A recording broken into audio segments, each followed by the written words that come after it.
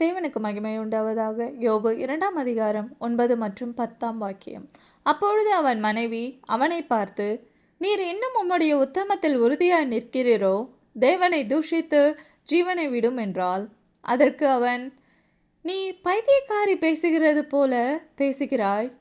தேவன் கையிலே நன்மையை பெற்ற நாம் தீமையும் பெற வேண்டாமோ என்றான்.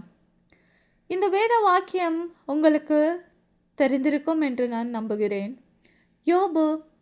யோபுவின் மனைவி இவர்கள் இருவரும் உரையாடுவதுதான். யோபுவிற்கு எல்லாம் போய்விட்டது. அதனால் அவருடைய மனைவி சொல்கிறார், நீர் இன்னும் உறுதியாய் இருக்கிறீரோ? தேவனை பற்றி உறுதியாய் இருக்கிறீரோ? நீர் தேவனை தூஷித்து ஜீவனை விட்டுவிடு என்று கூறுகிறார். ஆனால் யோபானவர் கூறுகிறார், தேவனிடத்தில் நன்மையை பெற்ற நாம் தீமையை பெற வேண்டாமா? நீ ஏன் இப்படி பேசுகிறாய் பைத்தியக்காரி போல் என்று கேட்கிறார். நாம் சிந்தித்திருக்கிறோமா? நமது பிள்ளைகள், நமது கணவர் அல்லது நமது மனைவி தேவனுடைய காரியத்தை குறித்து இப்படி பேசும்பொழுது, நீங்கள் ஏன் பைத்தியக்காரன் போல் பேசுகிறீர்கள்?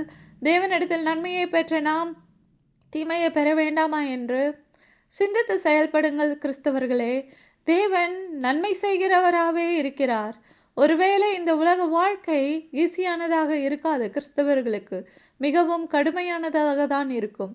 கிறிஸ்தவர்கள் இந்த உலக வாழ்க்கையில் எல்லா போராட்டங்களையும் கடந்து நித்திய ஜீவனை பெற்றுக்கொள்ள வேண்டும்.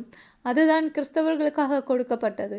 இந்த போராட்டங்களை கண்டு நீங்கள் கிறிஸ்தவத்தை விட்டு விலகி ஓடுகிறீர்கள், நீங்கள் கிறிஸ்தவத்தை கடந்து செல்கிறீர்கள் என்றால் அதற்கு உங்களுக்கு தீர்வே கிடைக்காது. நீங்கள் இந்த உலகத்தின் காரியங்களில் மாட்டிக்கொள்வீர்கள், சிக்கிக்கொள்வீர்கள்.